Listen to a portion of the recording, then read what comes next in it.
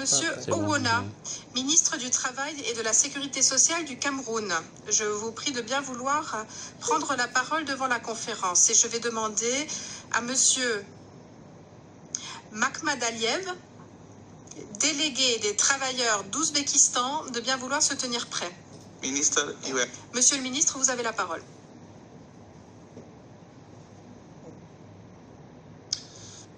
Présidente, Monsieur le représentant du directeur général, Excellences, Mesdames et Messieurs, Monsieur le Président, je vous adresse les vives et chaleureuses félicitations du gouvernement camerounais à l'occasion de votre élection et vous souhaite plein succès dans la conduite de nos travaux que vous menez si bien depuis lundi.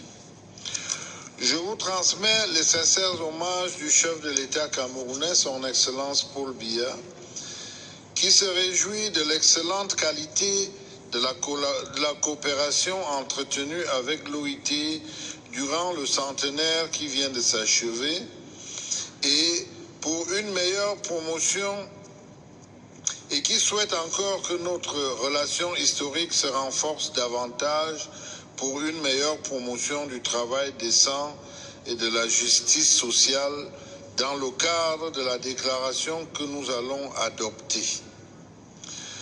Nos avancées avec le BIT et dont nous nous réjouissons portent notamment sur la ratification par notre pays de 50 conventions de l'OIT, parmi lesquelles les 8 conventions fondamentales, la signature en octobre 2014 du programme Pays pour le travail décent, l'adoption en 2017 par notre pays d'un plan d'action national pour l'élimination du travail des enfants au Cameroun, la mise en place des outils de dialogue social tels que le comité de concertation et de suivi du dialogue social, ainsi que les comités d'hygiène et de sécurité au travail au sein des entreprises.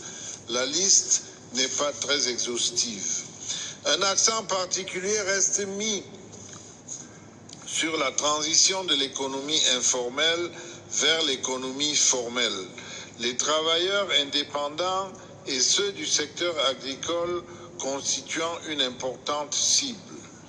Au regard de ces réalisations, il demeure évident que les évolutions dans le monde du travail au Cameroun nous invitent à prendre encore plus conscience des défis qui nous restent à relever. Dans ce monde du travail en pleine mutation, fortement influencé par les nouvelles technologies dont l'utilisation est fortement encouragée par le président Biya, nous devons regarder vers de nouveaux horizons avec détermination afin de nous préparer aux changements qui s'annoncent. Nous devons en priorité cultiver et préserver la paix au sein et entre les nations.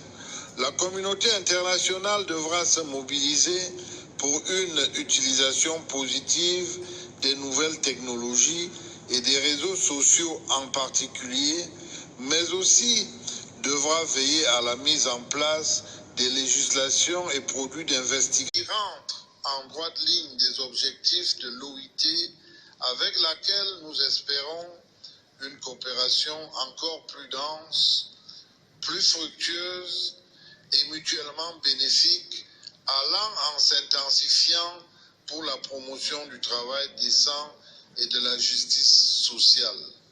C'est ainsi que nous faisons nôtre et sans réserve les priorités fixées dans les rapports présentés par le directeur général et le président du conseil d'administration du BIT. Je vous remercie.